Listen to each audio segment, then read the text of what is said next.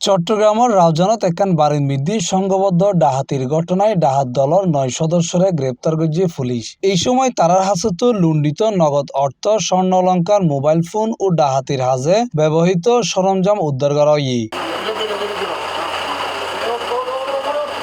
ওই উপজেলার পাহাড়তলী ইউনিয়নের দেয়ানপুর এলাকায় একখান বাড়ির মধ্যে মঙ্গলবার রাতিয়ে 1:30টার দিকে ডাহাতির ঘটনা ঘটে। পুলিশ জানাই 14-15 জনের উগ্র দল ওই বাড়ির মধ্যে সিঁড়িঘরের উড়ে ফাঁকা জায়গা দিয়ে বাড়ি ঢুকিয়ে দেশীয় অস্ত্রের মুখে ঘরের সদস্য সকলের জিম্মি করি একখান কক্ষের মধ্যে আটকায় রাখে। পরে তারা নগদ অর্থ, স্বর্ণ অলংকার, মোবাইল ও অন্যান্য মালামাল লুট করে ফালানোর চেষ্টা করে। গত 17 মার্চ রাত আনুমানিক 1:30টার দিকে রাউজান থানার একটি বসত বাড়িতে একটি ডাকাতির ঘটনায় আমরা 9 জন ডাকাতকে গ্রেপ্তার করেছি এবং ডাকাতির সময় তাদের কাছ থেকে ওই বাড়ি থেকে যে লুণ্ঠিত মালামাল নিয়ে গেছিল সেগুলো আমরা উদ্ধার করেছি। ঘটনার পরপর চট্টগ্রাম জেলা পুলিশের তত্ত্বাবধানে রাউজান থানার ভারপ্রাপ্ত কর্মকর্তা ওসির নেতৃত্বে একাধিক দল অভিযান শুরু করে।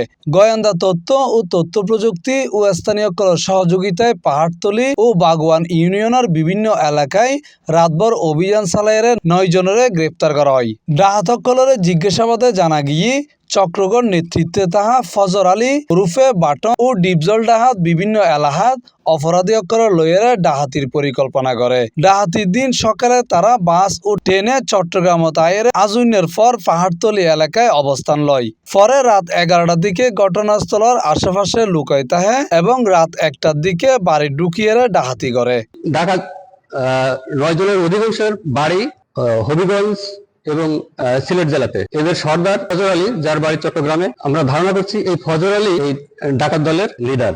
ফজর আলীর নামে 29টি মামলা আছে এবং অধিকাংশ যে ডাকাত সদস্য এদের নামে কারো নামে 14টি, কারো নামে 15টি মামলা রয়েছে। পুলিশ জানায় তারা পেশাদার ডাহাত দল, তারার বিরুদ্ধে একাধিক মামলা আছে।